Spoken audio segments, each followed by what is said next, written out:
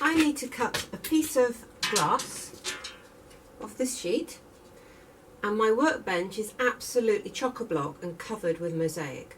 So I'm going to show you a little tip now of how to cut glass vertically. Obviously it's not for really detailed cutting. This is just if you have a big sheet and nowhere on your workbench to lay it to cut it.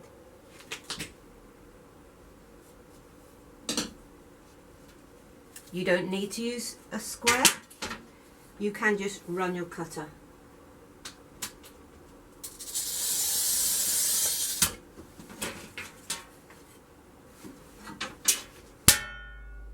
And there it is.